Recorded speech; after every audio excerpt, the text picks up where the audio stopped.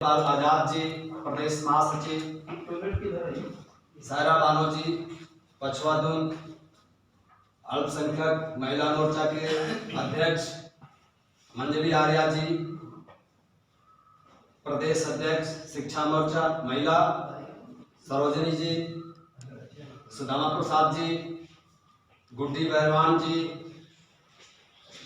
प्रदेश सचिव हरिद्वार से हैं, गुमानलाल बहरवान जी पति पत्नी, जो कि उनकी तारीफ करना चाहिए, हरिद्वार से। मंजरी आर्या मैडम जी जो है ये भी टिहरी से आई हैं, जो कि रात यहाँ स्टे की थी। उसके बाद चतर सिंह जी, राधिका जी जिला अध्यक्ष, ये पछवादून महिला मोर्चा एससी, साथ में उनकी एक सिस्टर रचना केजरीवाल जी हैं, रुद्रपाल जी ओबीसी के बहुत ही कर्मठ, और इनके ऊपर 3 जिम्मेदारियां मैं दिया हूं, किसान मोर्चा प्रदेश अध्यक्ष, पत्रकारिता और प्रवक्ता। उसके बाद अमर सिंह कश्यप जी मीडिया प्रभारी, जो कि हमारे बहुत पुराने दोस्त, और जो भट्ट जी का जिसको बात कर रहे थे, भट्ट जी एक्चुअल में पंडित नहीं है, वो हमारे बहुजन समाज के आदमी हैं।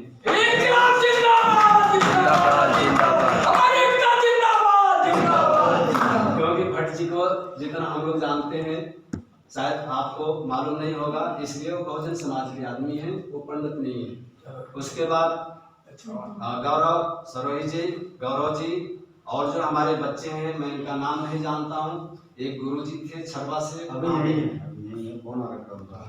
तो सबको मैं अपने दिल के गहराइयों से हार्दिक अभिनंदन करता हूँ, आभार व्यक्त करता हूँ, जो अपना मूल्यवान समय निकाल कर आज जो है 2-3 घंटे का समय दिए, इसके लिए बहुत बहुत धन्यवाद।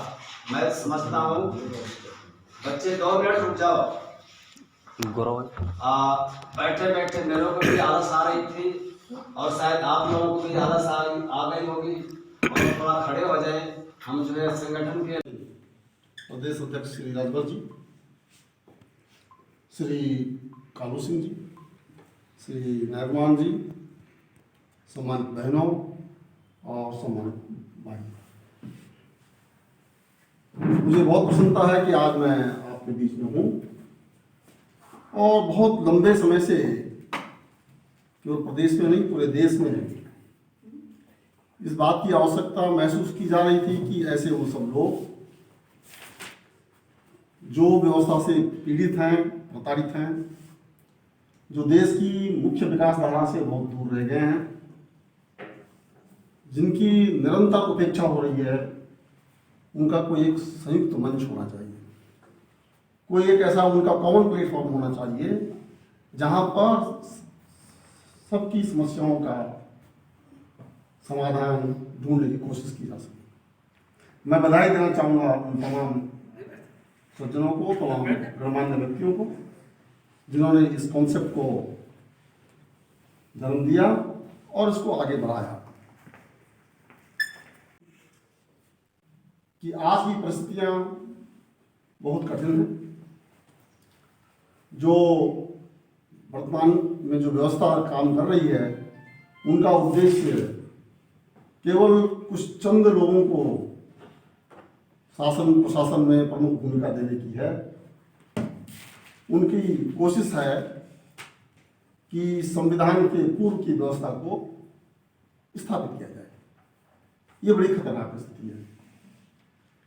इस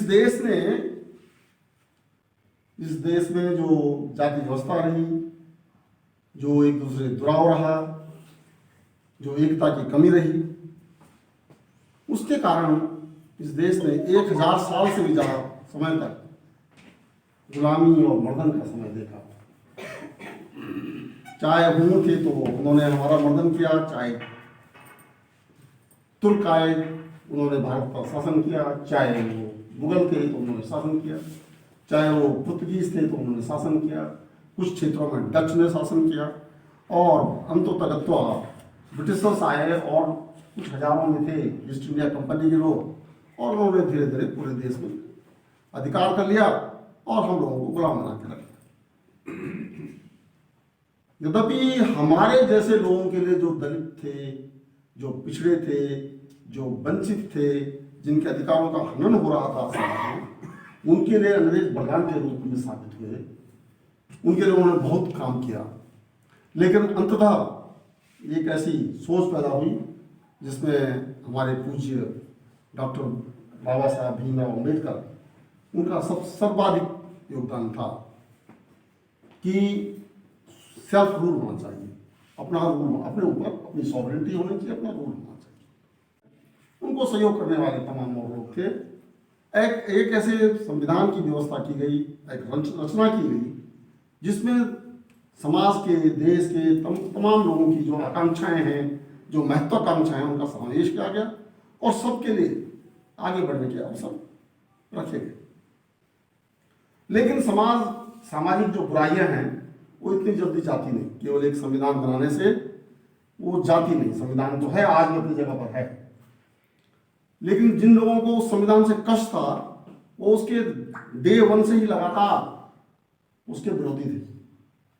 और आज जबकि देश को आज़ाद हुए 73 ईयर्स कंप्लीट हो चुके हैं, 74th ईयर में हम लोग कर रहे हैं, तो व्यवस्थाएं कुछ तो बदली है, मैं ये नहीं कहूँगा कुछ नहीं बदली, लेकिन जो अपेक्षाएं गरीबों की थी, जो अपेक्षाएं पिछड़ों की थी, जो अपेक्षाएं दलितों की थी, जो अल्पसंख्यकों की थी, वो पूरी नहीं हो सकी। उसका प्रमुख कारण जो प्रशासन में बैठे हुए लोग हैं, ये तो उनकी इच्छा शक्ति की कमी है। जब उनके पास सत्ता आती है तो वो चीज करना नहीं चाहते जिससे असमानता खत्म हो, भुखमरी खत्म हो, जिससे कि लोगों की प्रगति हो। नौकरियां नहीं है, हमारा युवा वर्ग इतना परेशान, हम समाज में रह रहे हैं, हमें पता है हमारे घर में हमारे बच्चों की क्या स्थिति है, डिग्री लेके घर में बैठे हुए लेकिन कुछ नहीं है। तो अब हम लोगों को, मैंने ये सोचा कि नहीं, अब हमें आगे आना ही पड़ेगा।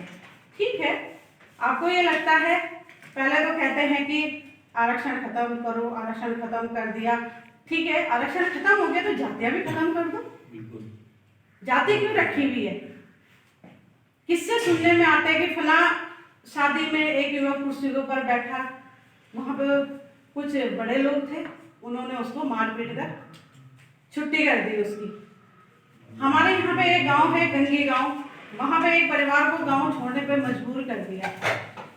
कहीं बेटियों के साथ बहुत सारी ऐसी घटनाएं हैं कि अब स्थिति ऐसी हो रही है कि नहीं, अब कुछ ना कुछ होना ही चाहिए।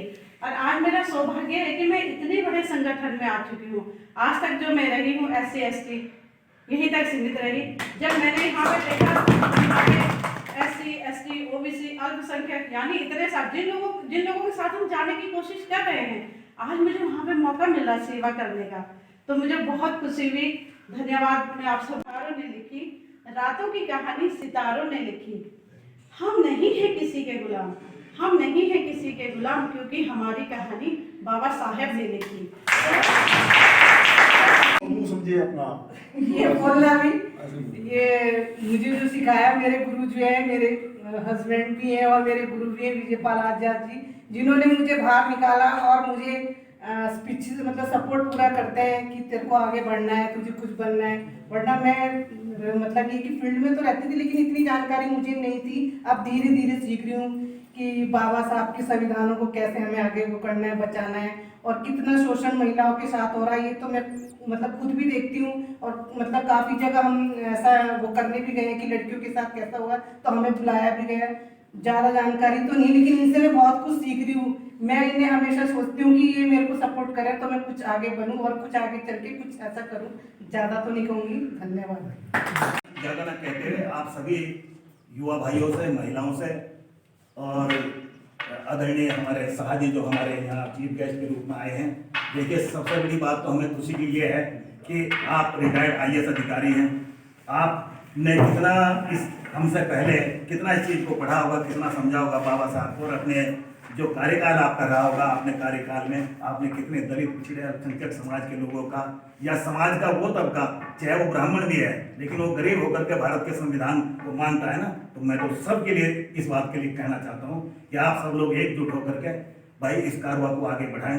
हम दिन और रात, मैं और मेरी पत्नी, ये बच्चे मेरे साथ जुड़े हुए हैं।